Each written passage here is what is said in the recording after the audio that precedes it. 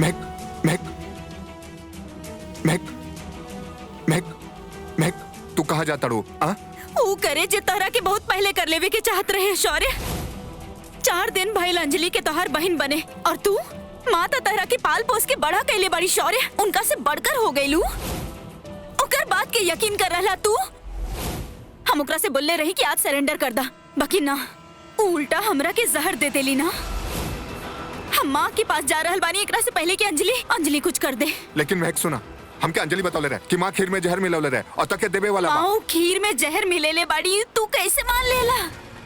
ये तो बात बना शौर्य, ये बात के फायदा उठा के ऊ तुहार और माँ के बीच में गलतफहमी पैदा कैले बाड़ी शौर्य। और तू माँ से लड़ लेला, उनका अकेला छोड़ देला।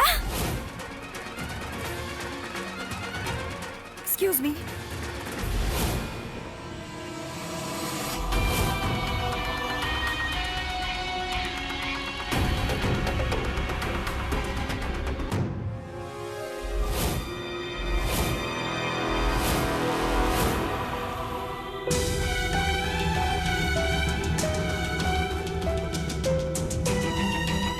जीजू, घर के लैंडलाइन तो डिस्कनेक्टेड बा।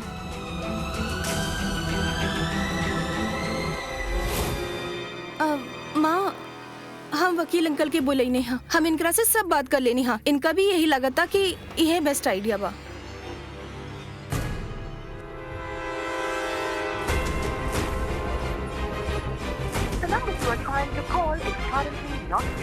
रहे दल्ला, हम बार बार कोशिश कर चुकनी हाँ। हम कोशिश करनी कि जिज्जी के बता दी कि बहू और बच्चा दोनों ठीक बा, पर उनका फोन ही नहीं खे लागत। और वो अंजलि अपन फोन बंद करके रख ले बाड़ी।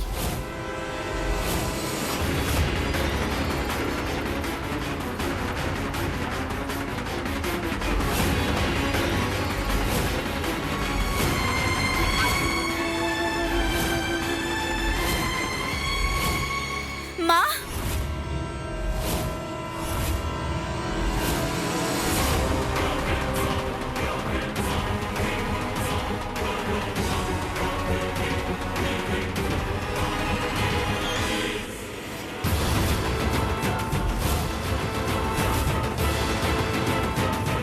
महक का तू हमार पर यकीन करेलू ना?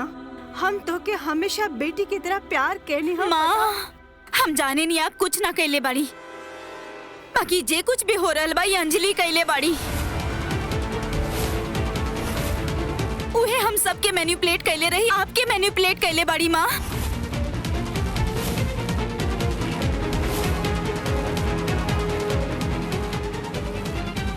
आपके और शौर्य के एक दूसरा के खिलाफ कर देली,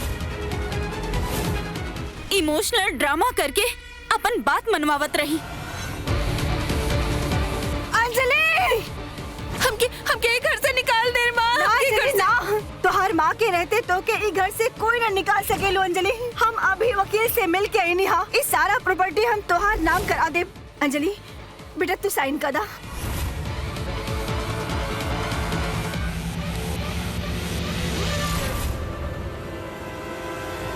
छोड़ा मम्मा। अंजलि, हम एकरा किडनैप कैले रही माँ, बाकी सिर्फ एकरा से सच उकलवावे खातिर। एकर बुरा ना चाहत रही हम, एकरा नुकसान पहुंचावे खातिर ना रहे, लेकिन अंजलि इता हमरा के फ्लैश ट्रेड में धकेल देली।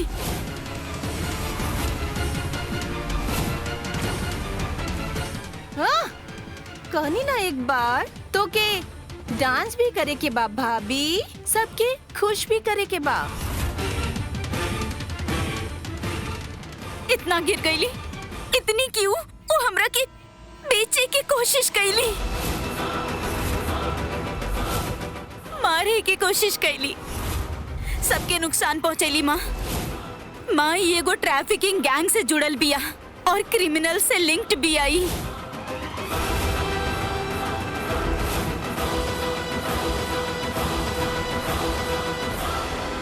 जिज्जी,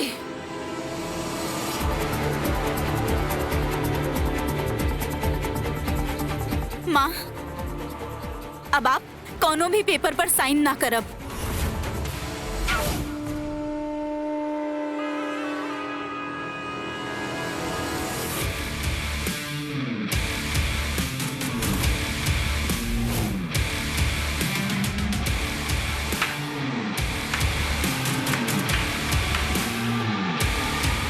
महक भाभी, कितना अच्छा, कितना प्यारे बात करे नहीं आप। वाओ। और माँ, महक भाभी जितना बात कैली हाँ, वो सारा के सारा सच बा।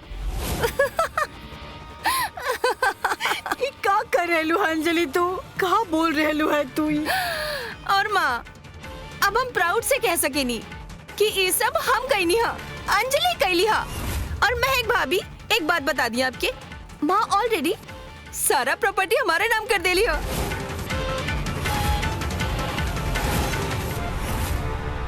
हाउ डेयर यू, तो हिम्मत कैसे भई? Shut up.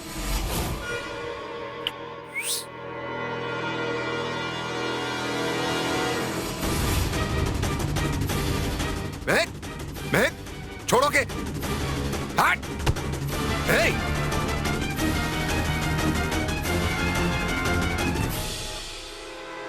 शौर्या,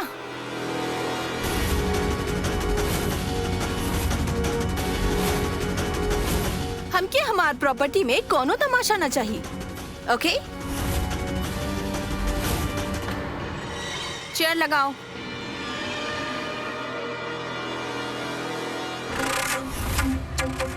शौर्य भाई, चला निकली यहाँ से।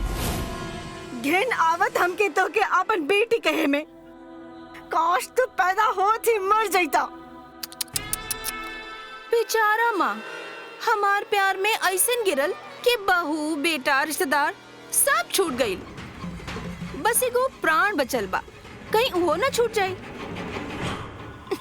माँ कर मुंह मत लगी, इ कोनो लायक नहीं खी। ए महक, तोहार मुंह हम लगे के भी ना चाहे नी, समझ लो। चल निकाला इन सब के यहाँ से, अभी के अभी। ले जावा। छोड़, हाँ, छोड़। Get out. छोड़ा, चल जाए हम।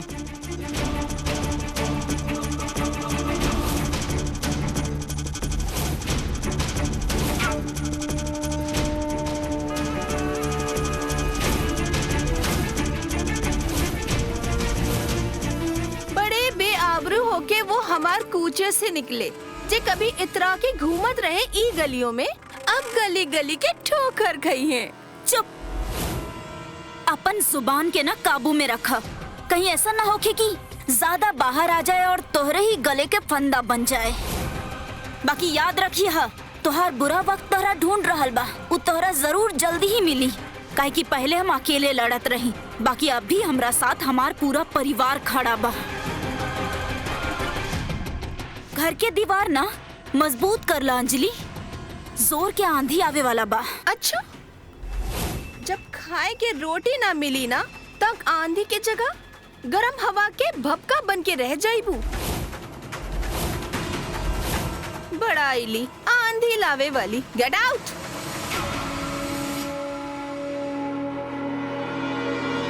जस्ट गेट आउट यार।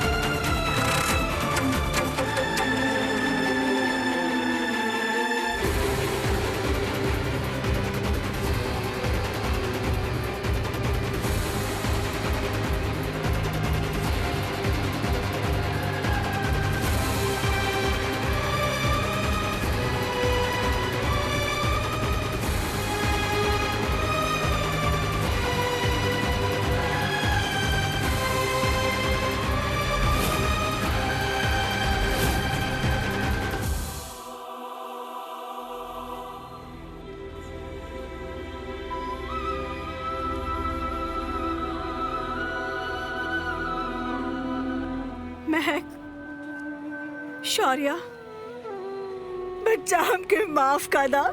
हमरा वजह से आए तो लोग सड़क पर बड़ा, माफ कर दा, माफ कर दा शौर्या हमके।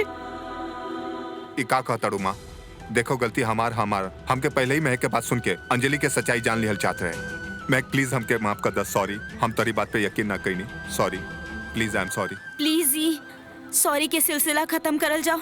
इत माता रानी के कृपा बा कि हमनी लोग सही सलामत एक साथ बढ़े ना। अब हमनी के मिल के अंजलि के खिलाफ लड़े के बा और ओकरा से उस सब कुछ वापस लेवे के बा जे हमनी से छीन ले बाड़ी। हमनी के घर, हमनी के बिजनेस, हमनी के सुकून।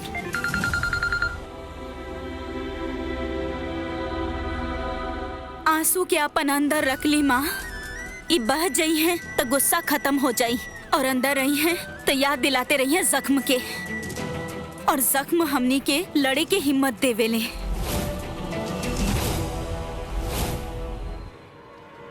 विकी के भी गुंडा सब व्हाइट चिल्ली से बाहर निकाल देले था। आप लोग टूटी है मत। हमनी के मिल के दुश्मन के तोड़े के बा। हिम्मत रखी। हमनी पुलिस के पास जाए। वैसे भी अंजलि उस सेक्स ट्रैफिकिंग रैकेट से जुड़ल बिया। हमरा पास प्रूफ बा। हमका तो यकीन ही ना होता कि हमार आपन खून इतना गंदा निकली। माँ अब आप वो सब सोचल छोड़ दी। वो आपके बेटी कहलावे के लायक ही ना रही। नेहल तू माँ के लेके हैप्पी होम जा। हम और शौर्य पुलिस स्टेशन जाता नहीं।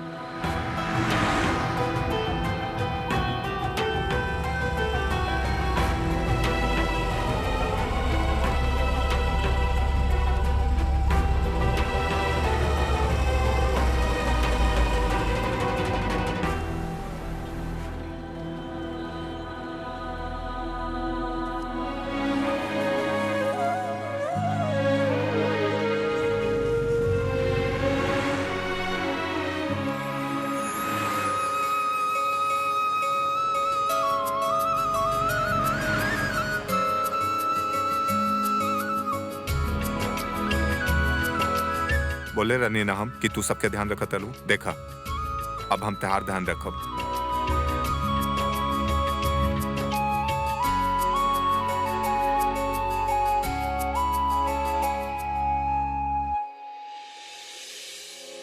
आपके पास सारा एविडेंस बा, तब फिर आप ऐसा कैसे कर सकेनी? बाकी आपके सिस्टर इन लॉ के फोन आयल रहे। वो बताई नहीं कि आप लोग फैमिली डिस्प्यूट की वजह से निकल बा। अब ए पर तो कोनो केस बनत ना।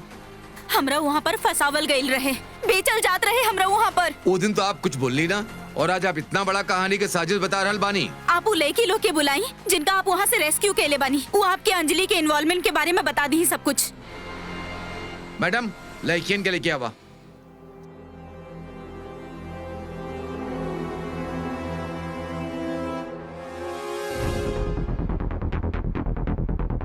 देखा बतावा इनका के कि वहाँ अंजलि रही कि ना।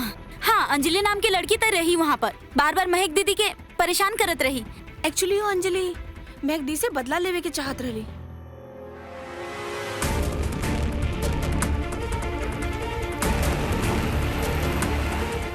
कीर्ति, कीर्ति जवाब का है ना दीद। डरावत मत ओके। कीर्ति कुछ बोले के बा? सर हम केकरो ना जानतिया। का वहाँ अंजलि नाम की कोनो लड़की ना रहे।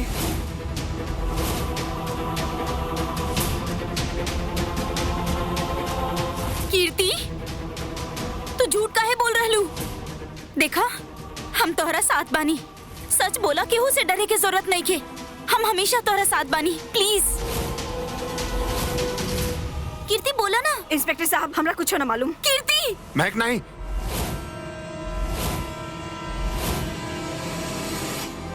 अगर हाथ उठौलू ना हमने के केस और ही वीक हो जाई। सॉरी महक जी, बट हम बिना कोनो सबूत के एक्शन ना ले सके नहीं। और फिलहाल अंजलि के खिलाफ कोनो सबूत भी ना बा।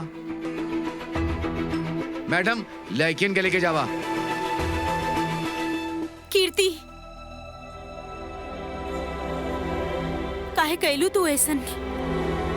हमार आँख में आँख डाल के जवाब द। दीदी ई हम ना, ई हमार गरीबी ने कैली हा। तू हमार जान बचेलू, एकरा खातिर हम हमेशा दुआ करब। लेकिन जे पैसा हमरा मिलल बा ओकरा से हम अपन जिंदगी की नई शुरुआत कर सकेला। हम अगर गरीब रहती तो फिर कोनो कोठा पर बिक जाती।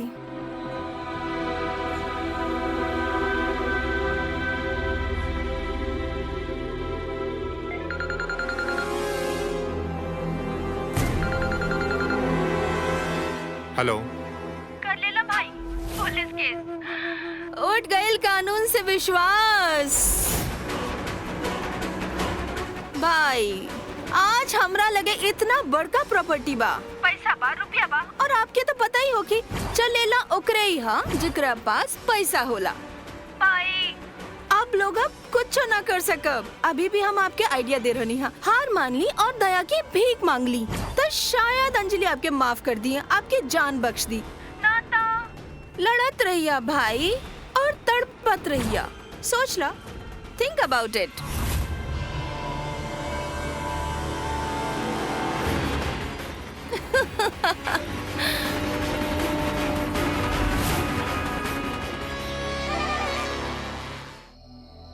लालची लोमड़ी निकलली कीर्ति, तू अपन जान पर खेल के ओकरा बचैला और सच्चाई से पलट गईल। और भूल गई नहीं का कहले रहा वो लोग और वही के साथ देता नहीं।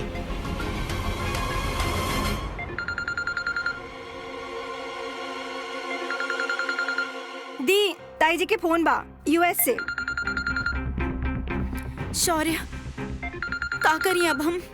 करे के काबा महक, चाची से बात करे ना, बधाई देवे खातिर फोन कैले हुई हैं चाची, नानी बने के खुशी में, और इतना वक्त से बात भी नहीं के बैल उनसे बात करा। हाय चाची, कैसन बानी आप? ठीक बानी ना? मुंह बंद करा।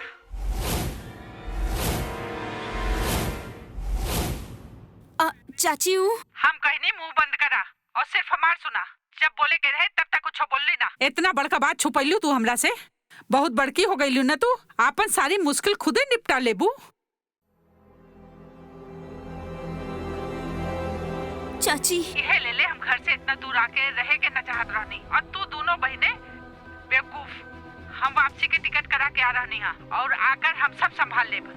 ई तो डोली जी ना बतैले रहती तो हमके कुछ पता ही न चलत। मौसी आपके पेट में ना कुछ पचेले ना। अरे चुप करा नेहल बहू, समधन जी का गलत कर रही है। तू सब बच्चा कुल अपने आप को बहुत होशियार समझेला ना। और का भाई, अरे घर वाला से बात छुपाए के ना चाहिए, बल्कि घर वाला के बताए के चाहिए। मुसीबत में मदद कैसे करी है। और सुना, आते के साथ ही हम चांदनी चौक में सबके साथ रहे के इंतजाम कर दे। फिक्र करे की कोनो जरूरत नहीं है, हमने साथ में बानी ना, मिलके कोनो न कोनो सॉल्यूशन निकाल ले, हम सब संभाल ले। ओके बाय, जय माता दी। अब हम देखा तानी कि शर्मा हाउस हमने के कब तक मिल सकेला। ओकर कोनो जरूरत नहीं है।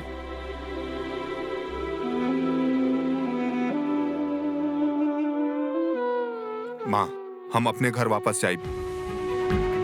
माँ, आई प्रॉमिस यू, हम आपके घर वापस लेके जाए।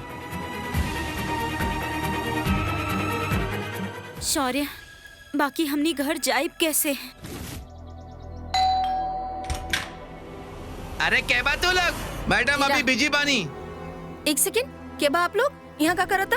मैडम, आईटी डिपार्टमेंट, आपके घर का रेड होता। और ही रहल आपके सर्च वारंट। लेकिन हमार घर पे का है? शौर खन्या जे टैक्स भरल बा वो डिफर करता नहीं। एक गादिर आपके घर के तलाशी करे बा, कोनो कोना मत छोड़िए। गो गो। ये रूम के पूरा चेक करी, कोना कोना देखी।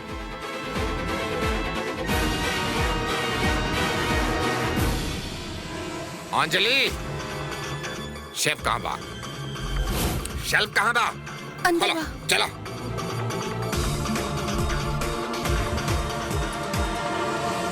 चलो।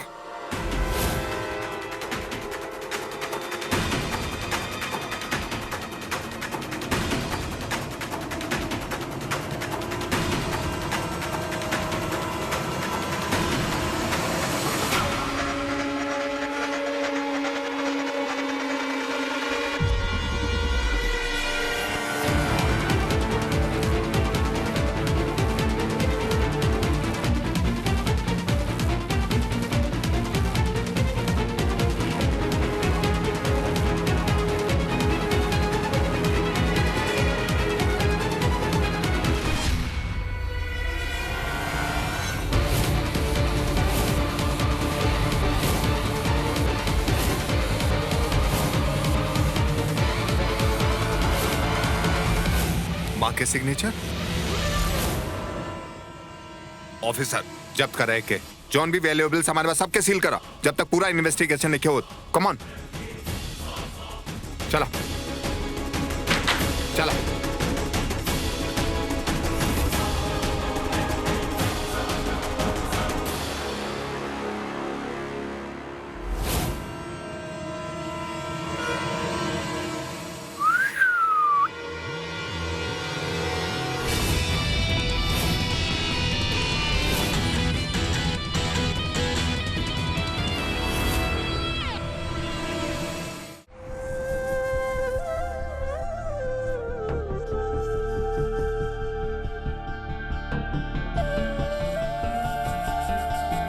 जिज्जी धीरज रखी, माता रानी सब अच्छा करी है।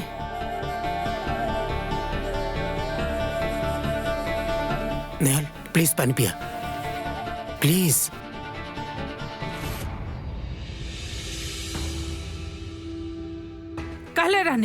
कहले रानी हमके साथ लेके चला। ऐसा ऑपरेशन में हम एकदम एक्सपर्ट है।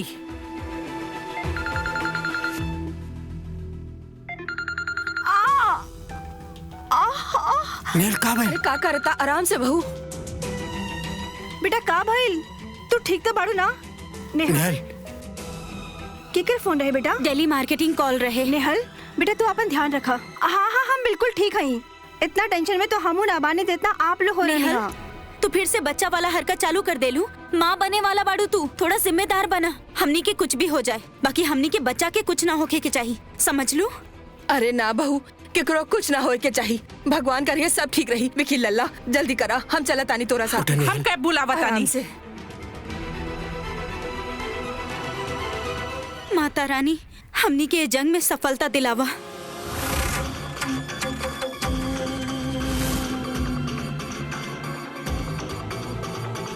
अब प्लीज तनी side the. Thank you. Inspector साहब प्लीज इनका अरेस्ट करी। इन नकली आईटी ऑफिसर बन के हमारे घर में रॉबरी करे आयल रहनी। हेलो आईटी कमिश्नर, का भइल? अब आपकी हवा निकल गई ली।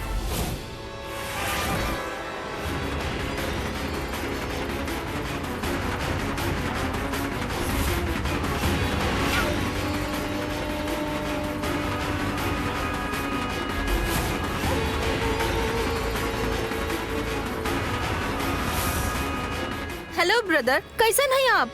देख रहनी है इंस्पेक्टर, हमार प्यारा भाई पागल हो गई जब से प्रॉपर्टी हमार नाम भइल है।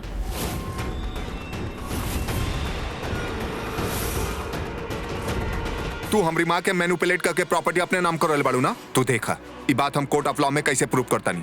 Just wait and watch. तू अच्छा नहीं क्यों कहले अंजलि? धोखा देले बानू तू सबके। हाँ सबके धोखा देलू ना। हम सब तो उससे प्यार कर ले रहे ना, तो क्या अपन समझ ले रहे? चुप करा शौर्य।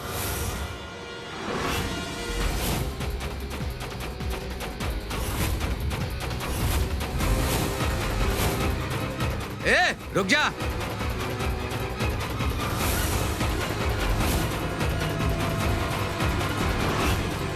अरेस्ट करा इन सबके। लंबा जाए तू सब लोग फेक ऑफिसर बन के प्रॉपर्टी के पेपर ले आयल बड़े। कम ऑन भाई, इतना बड़का होके इतनी छोटा आइडिया ले बेला। कम ऑन ब्रदर, हमसे लड़ रहा अंजलि से। कम से कम स्टैंडर्ड तो मेंटेन करा भाई। जीते तो हम ही के बा, लेकिन गेम के इतना बोरिंग मत बनावा। कुछ तो इंटरेस्टिंग करा। ये गेम नहीं है अंजलि, ये हमारी फैमिली है। और अगर हमारी फैमिली पे कोनो आ चाहिए ना, तू देखिए हम का करब। हम तो के ना छोड़ब। ए हथकड़ी पहनावा। गेम अबे खत्म नहीं के पहले अंजलि। ए चला।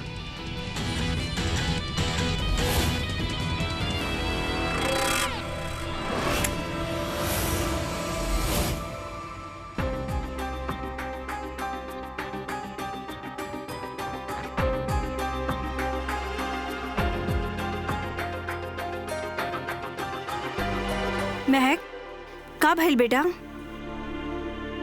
माँ अभी तक ये लोग ना आईली।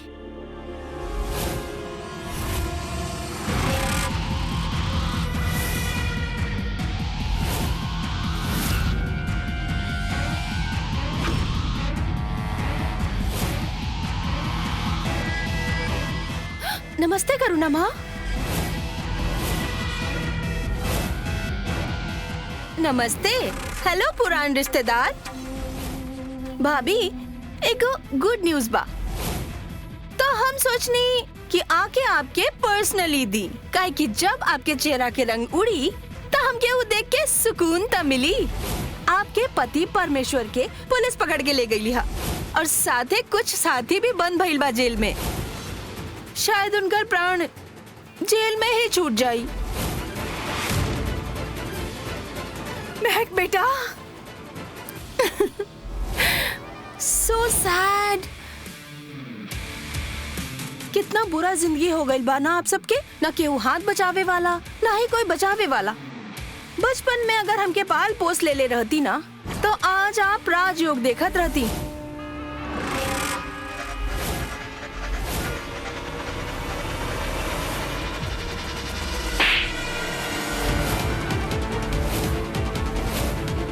अच्छा, इचे हाथ बना तोहार उखाड़ दे और गिफ्ट में तोहार बेटा के जेल भेज दे करो ना।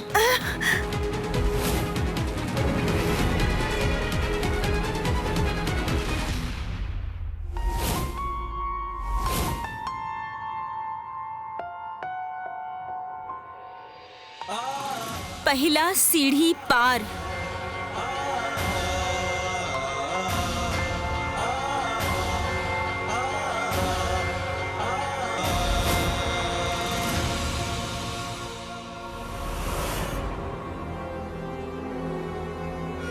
इंस्पेक्टर, इन सब के बेल हरगिज ना मिले के चाहिए। सूरज के नॉन बिलेबल ऑफेंस में बंद करवैले बाना तू। अब देखा आईटी ऑफिसर बने के चक्कर में कैसे इनका फसावत आली। हमार शौर्य और हमके पता बा ई प्लान के पीछे मास्टरमाइंड तू ही बाड़ू। बचपन में पैदा करके फेंक देलू बना और अब बेटा के भेज के हमके मरवाए के चाहता रू। इंस्पेक्टर, आपके ना पता बा आपके आवे से पहले ये हमके बहुत हैरेस करत रहे और घर में तो हमके मार के दफनाए के बात करत रहे।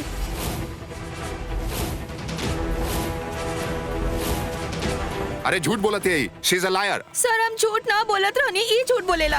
और सर, ये तो इतना बड़का क्राइम कैलस था, नॉन बेलेबल ऑफेंस बा, अटेम्प्ट टू मर्डर। इनका बेल तो बिल्कुल ना मिले के चाहिए, हाँ ना लॉयर? अरे जे का बोला तारू, तू झूठ बोला तारू। प्लीज शांत हो जाइए आप लोग, हम क्या हैंडल करे दी। सर, आपके इनका के छोड़े के पड़ी, इनका बेल दे के पड़ी, ये हमार राइट बा। उतना होई मैडम, काहे के अटेम्प्ट टू मर्डर और फेक ऑफिसर्स के चार्ज बा। देखिए सर, हमनी यहाँ पर शौर्य खन्ना के बात कर रहल बानी।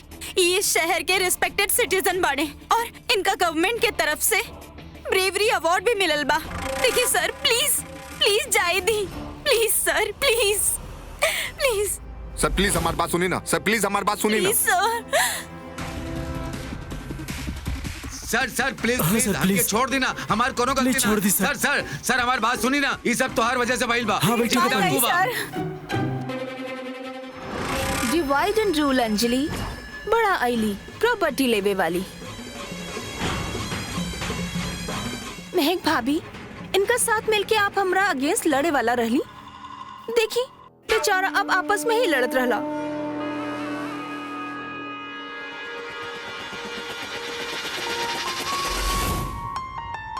अंजलि, शौर्य के जेल भेज के तू खुद के कबर खोद ले लू। अब शुरू हुई हमने के प्लान के दूसरा part. So just wait and watch.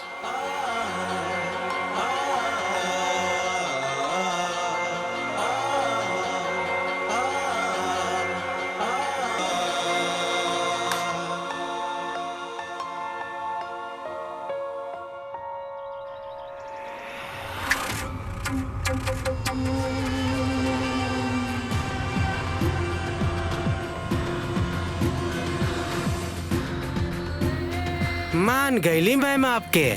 करे पड़ेला, प्यार इम्पोर्टेंट बा, you know, it's very important.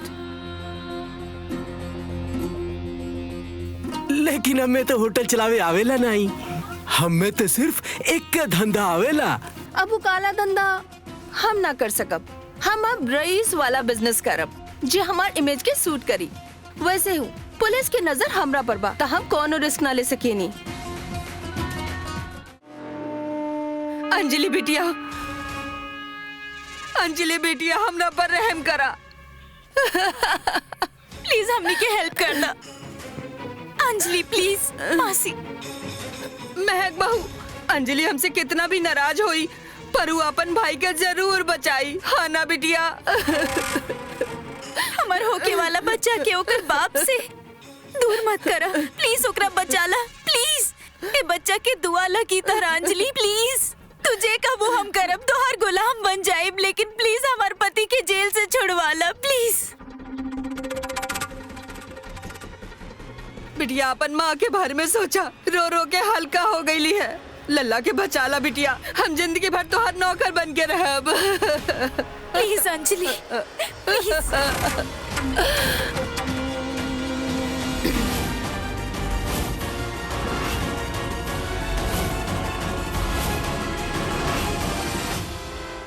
Anjali, हम जिंदगी भर तो हर नौकर बन के रहब, बाकी ई सब मत करब। जैसन कहबू जे कहबू हम करब, बाकी प्लीज शौर्य के केस वापस ले ला प्लीज।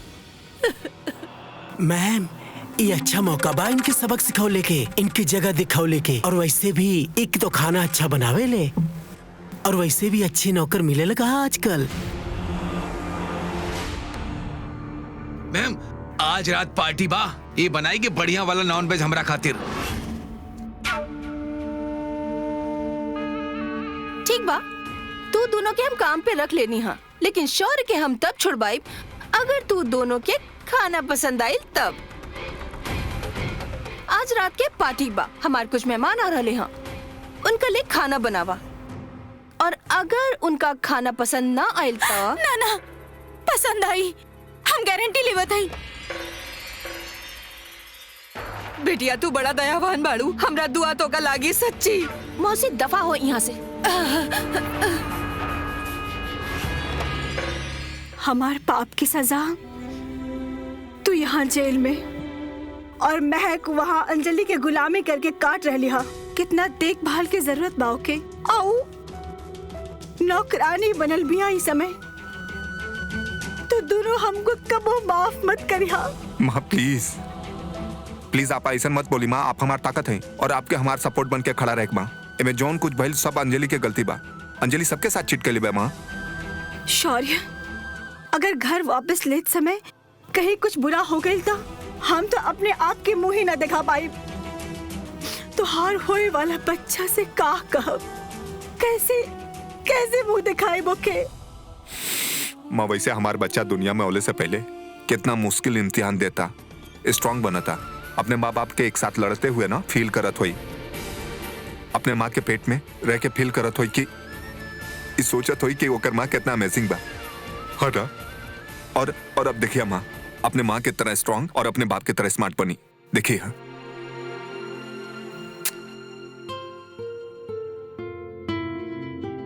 तू सच्चा सहारा बा हमार। कितना भी हिम्मत टूट जाला ना तो फिर उसे बांध दे बेला। I love you.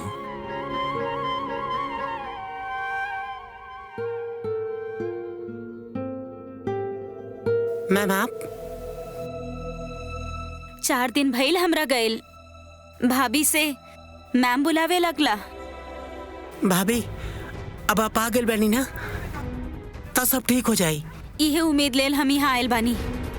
अरे 100 चुड़ैल मरल होई तो अंजलि जन्म ले होई। हमके तो यकीन ही ना होत कि दीदी की बेटी है। ये सब करके भी शौर्य बाहर आ जाई तो बड़ बात है ना। अंजलि शौर्य के जेल से बाहर ना आवे दे कोनो कीमत पर। ऐसे हमनी के प्लान सक्सेसफुल होखल बहुत जरूरी बा।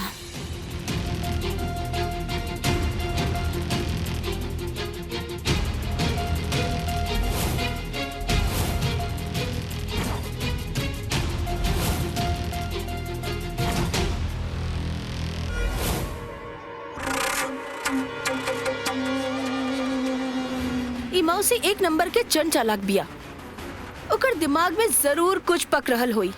तू दोनों अलर्ट रहिया, ध्यान रखा उ दोनों के।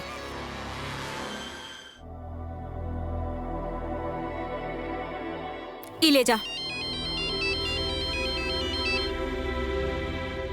हेलो महक, तू ठीक तो बाड़ू ना? शौर्य, तू कॉल कैसे कैला? बजरंगी भैया हवलदार से सेटिंग कर ले बने। खैर छोड़े, ये सब तू बतावा, ठीक तो बाड़ू ना तू? हमनी सब ठीक बानी शौर्य, चिंता मत करो। आई विश तो हम तोरी साथे रहती। महक, हमके बिल्कुल अच्छा नहीं लगा था कि तू अंजलि के साथे बाड़ू। हमके तोहरी और अपने बच्चा के ख्याल रखे बा महक। शौर्य, तोहरा फिकर करे की कोनो जरूरत नहीं खे। हम बिल्कुल ठीक बानी, यहाँ सब कुछ ठीक बा। अच्छा सुना, सब रेडी बा ना? हमनी पूरा तरह तैयार बानी शौर्य। रखा तानी। का तैयारी भइल हा? रेडी हो गई सब? जी सब सारा तैयारी हो चुकल बा। पार्टी में जब आईबू त ई कपड़ा पहन के सर्व करिहा, ओके?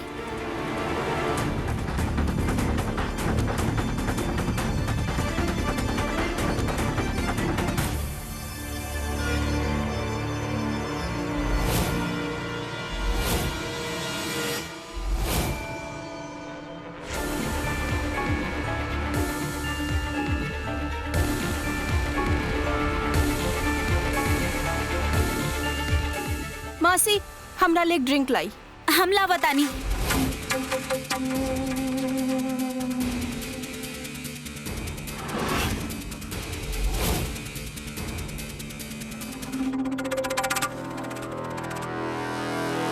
अरे इ त महक खन्ना भी है ना, शौर्य के वाइफ? हाँ बात तो है, पर ई यहाँ पे वेटर के काम काहे कर रहल बाड़ी? इतना शेफ बना। शौर्य तो जेल चल गई, अब बेचारी करे त का?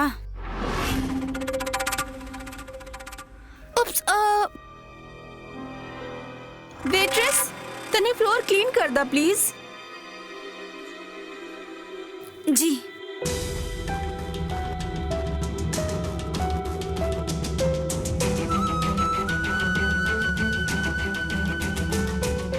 कहाँ मालकिन रही, आज नौकर बानी। What a bad luck. हमारे हील्स पर भी गिर गई हा, प्लीज हमारे हील्स भी साफ कर दा।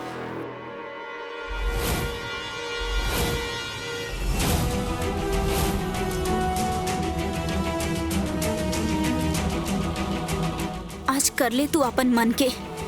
ऊपर वाला के हिसाब जे दिन होखी ना, ओ दिन तू हमार कदम में पड़ल होई।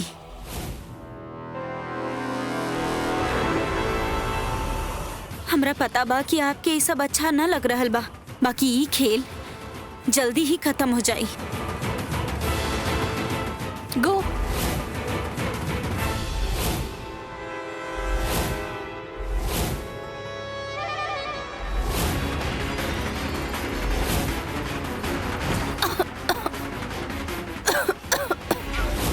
मैडम, का भइल मैडम आपके?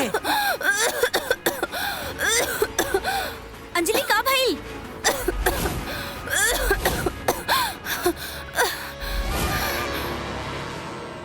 अंजलि, अंजलि का भाई तारा के? अंजलि, अंजलि का भाई? अरे एकर मुंह से तो ब्लड निकल रहल बा। क्यों डॉक्टर के बुलावा?